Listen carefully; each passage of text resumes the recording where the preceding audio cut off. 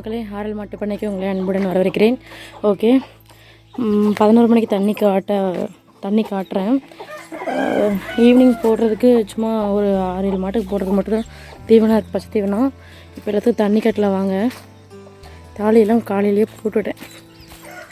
Time ஆகிடுச்சு, கொஞ்சம் சீக்கிரமாக பண்ணலாம். எல்லாத்துக்குமே போட்டிருக்கு. இப்போ எல்லாத்தையும் தண்ணி கட்டிடலாம். என்ன கொஞ்சம் மழை சீசனில் வந்து வேலை பார்க்குறது கொஞ்சம் கஷ்டமாக தான் இருக்குது. வீட்டில் இருந்தால் கொஞ்சம் அப்படியே டயர்டில் கொஞ்சம் இன்னும் மெதுவாக பண்ணிக்கலாம் அப்படின்னு தோணும். ஆனால் வெளியே எங்கேயாவது போகும்போது தான் சீக்கிரமாக அந்தந்த வேலை கரெக்டாக நடந்துடும்.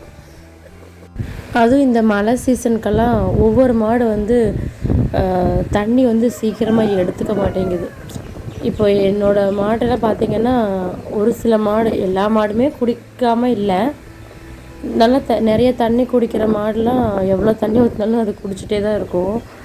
ஆனால் ஒரு சில மாடு மட்டும், நம்ம எப்படி சொல்கிறது, இப்போ நாங்கள் புதுசாக வாங்கிட்டு வந்த மாடெல்லாம் கொஞ்சம் பண்ணையில் இருக்கிற மாதிரி இருக்குது. அந்த மாடெலாம், பெரிய மாடெலாம், அதெல்லாம் எவ்வளோ தண்ணி கொடுத்தாலும் குடிச்சிருது.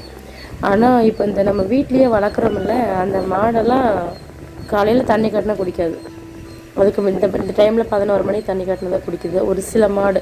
ஆனால் இந்த வெயில் சீசனில் எவ்வளோ தண்ணி ஊற்றுறோம் அதுவும் குடிச்சிடும். ஃபஸ்ட்டு இப்போ கட்டினெல்லாம் இந்த தொங்கு மடி, அந்த மடியே ஸ்டார்டிங்லலாம் தண்ணியே குடிக்காது. அந்த தாலியை தள்ளி விட்டுட்டு அந்த கடைசியில் இருக்கிறத மட்டும்தான் சாப்பிடும். அந்த அளவுக்கு இருந்தது. இப்போல்லாம் அது எல்லா தண்ணியுமே குடிச்சிருது, பரவாயில்ல. ஆனால் இந்த மாடெல்லாம் தொங்கு மடியெல்லாம் எனக்கு தெரிஞ்ச வரைக்கும் ஃபஸ்ட்டு 2-3 மாதம் கஷ்டமாக இருந்தது. ஆனால் இப்போ ஓகேவாக இருக்குது. அதே மழை சீசனில் எங்களுக்கு எப்படி தெரியுமா தோணும், இந்த சீசனில் வந்து மாடே வச்சுருக்கக்கூடாதுடா அப்படிங்கிற அளவுக்கு தோணும்.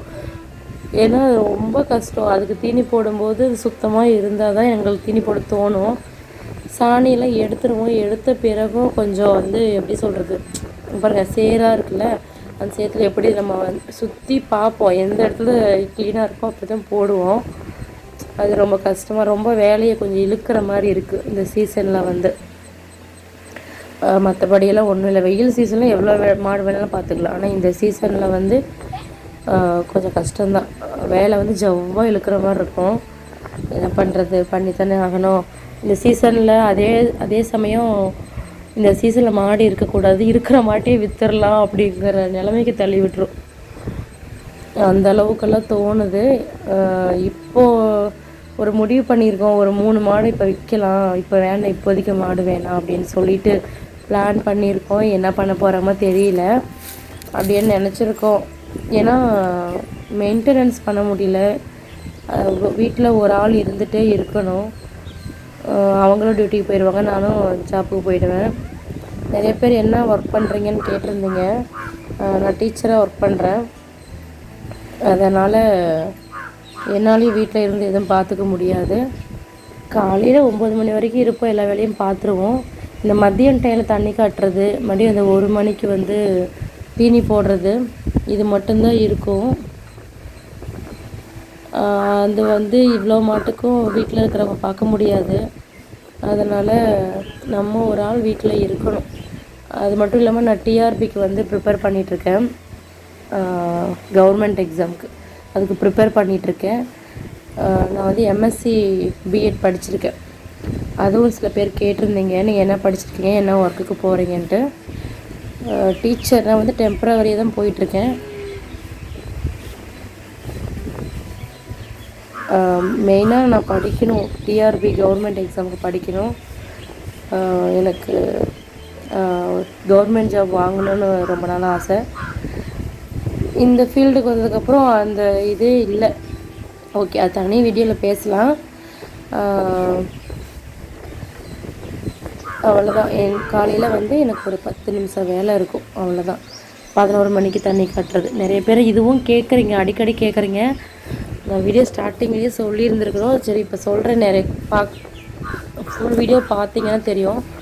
நான் சொல்கிறேன். காலையில் 7 மணிக்கு ஒரு டைம் தண்ணி காட்டுவோம், அப்புறம் 11 மணிக்கு, அப்புறம் ஈவினிங் 5 மணிக்கு. தண்ணி காட்டுவோம். 3 நேரம் காட்டுவோம். அந்த 11 மணிக்கு தண்ணி காட்டுறது என்ன பெனிஃபிட்னு கேட்டிங்க. இப்போது காலையில் ஒரு நேரத்துக்கு நாங்கள் 5 லிட்டர் ஒரு நேரத்துக்கு பால் கறக்கிறோன்னா அந்த இடையில இப்போ தண்ணி காட்டுறது வந்து 11 மணிக்கு தண்ணி காட்டும்போது இன்னும் எக்ஸ்ட்ரா ஒரு 1.5 லிட்டர் பால் வரும்னு வச்சுக்கோங்களேன். அதனால் வந்து தண்ணி காட்டுறது அவ்வளோதான், வேறெல்லாம் ஒரு ரீசனும் இல்லை. அது வெயில் சீசனுக்குலாம் கண்டிப்பாக காட்டியே ஆகணும், ஏன்னா அதுக்கு ரொம்ப தண்ணி தாக எடுக்கும். அதனால் வெயில் சீசனுக்கு கண்டிப்பாக தண்ணி காட்டியே ஆகணும். 12:30க்கு இந்த மாதிரி தண்ணி காட்ட மாட்டேன். கரெக்டாக 11 மணி ஷார்ப்பாக தண்ணி காட்டணும். 11:30க்குலாம் காட்டி முடிச்சிடணும். இல்லைன்னா 12:30 காட்டுறதுனால எந்த யூஸுமே இல்லை. அந்த மாதிரி வர மாதிரி எனக்கு தெரியல, பால் வர மாதிரி தெரியல, எப்பயும் போல் தான் தெரியும். அவ்வளோதாங்க, எல்லா வேலையும் முடிஞ்சிருச்சு. இந்த சாணி அள்ளுற வேலை இருக்குது. நீங்களே பார்த்துருப்பீங்க, ஒரு 10 நிமிஷத்தில் வேலை முடிஞ்சது. ஓகே, மதியம் 12:30க்கு தான் கண்ணுக்குட்டிக்கும் அங்கே ஒரு மாட்டுக்கும் வைக்கணும். இப்போ நான் கிளம்பணும்.